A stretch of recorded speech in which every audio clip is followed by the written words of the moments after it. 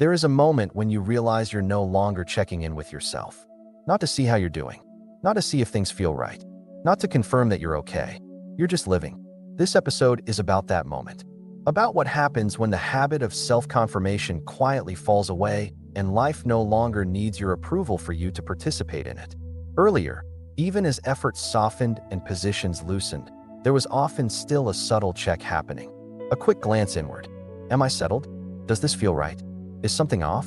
Those checks weren't conscious decisions. They were habits, and they served a purpose. Self-confirmation once helped maintain stability. It helped you orient when things felt unfamiliar. It reassured you that you hadn't drifted too far from what felt grounded. But eventually, that reassurance becomes unnecessary. You don't stop checking deliberately. You just notice one day that you haven't checked in a while. And nothing went wrong. When you stop needing to confirm yourself, experience becomes more direct. You don't pause to verify it. You don't step back to assess it. You're in it as it unfolds. This can feel strange at first. Confirmation once felt like care, like responsibility, like staying conscious. But over time, confirmation begins to feel like interference. You may notice that moments move more cleanly now. A feeling arises. It's felt, and it moves on. There's no secondary moment where you check what it means. Earlier, emotion often came with a follow-up. What does this say about me? Should I feel this way? Is this a problem? Now, emotion doesn't require interpretation. It's experienced and allowed to pass. This doesn't make emotion less intense. It makes it less sticky. Without the need for confirmation, emotion completes itself. Stopping the habit of self-confirmation also changes how thought is experienced. Thoughts arise, ideas, judgments, reflections. But they're not consulted to verify reality. They're noticed and either used or ignored. Earlier, thought often acted like a reference point. You checked with it before moving forward. Now, thought is just one input among many. It doesn't get the final say.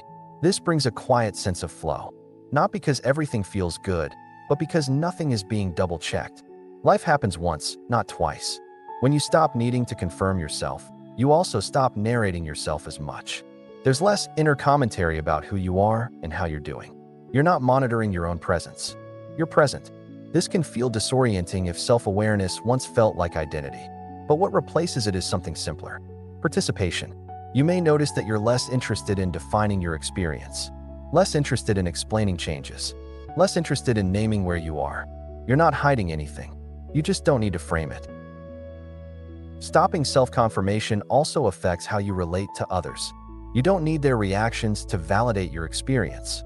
You listen, you respond, and you don't scan for feedback afterward. Earlier, there may have been a tendency to replay interactions. Did I say that right? Did that land? Was I clear?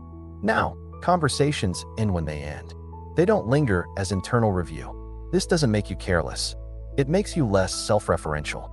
You care, but you don't hover. When you stop needing to confirm yourself, mistakes feel different. They don't collapse your sense of self. They don't require justification. They're noticed, corrected if needed, and released. Earlier, mistakes often triggered self-evaluation.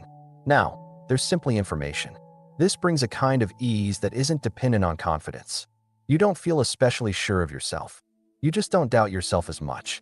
Stopping self-confirmation also changes how uncertainty is lived. You don't pause life until you feel certain. You move and see what happens. Earlier, uncertainty often felt like a gap, something missing. Now it feels like space, room for response. This stage doesn't feel like clarity. It feels like adequacy. You don't need to know how this will turn out to take the next step. When you stop needing to confirm yourself, you also stop asking if something is working. Awareness doesn't need to work. Life doesn't need to prove itself. This can feel like a loss of structure, but it's actually a loss of redundancy. You're no longer living the moment and reviewing it at the same time. You may notice that time feels more continuous, less segmented, less interrupted by internal commentary. Moments flow into each other without pause. This doesn't mean reflection disappears.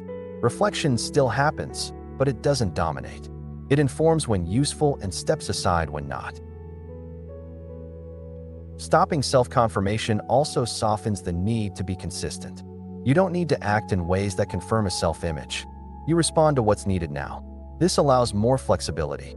You can change your mind without explanation. You can feel differently without justification. Earlier, change often required internal permission. Now, change happens when it happens. You don't need to approve it. When you stop needing to confirm yourself, you also stop checking whether you belong. You don't ask if you fit. You're already here. This can be deeply settling. Belonging no longer needs to be earned. It's inherent in participation. This stage rarely feels dramatic.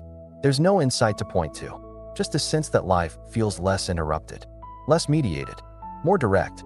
You may notice that you don't talk about yourself as much, not because you're withdrawn, but because you're not the center of experiences. Stopping self-confirmation also changes how silence feels. Silence doesn't invite checking. It doesn't prompt evaluation. It's just space. You don't need to confirm that silence is okay. You don't need to fill it. You let it be. This stage doesn't eliminate discomfort, but discomfort doesn't trigger self-questioning. It's felt and it passes. You may still check in with yourself sometimes. That habit doesn't vanish overnight. But when it happens, it's noticed gently. And when it's noticed, it loosens. This is not something to practice. It's something that happens when effort has already relaxed.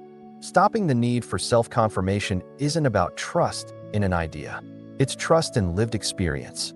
You've seen yourself respond. You've seen life move. You no longer need proof. You don't need to remember this. You don't need to apply it. If it resonates, you'll notice it in your own moments. If it doesn't, nothing is missing. Life doesn't need your confirmation to continue, and you don't need confirmation to live it. If any of this feels familiar, you don't need to hold on to it. But if you'd like to stay connected, you're welcome to. Liking the video helps it reach others who may be quietly noticing that they no longer need to check themselves constantly.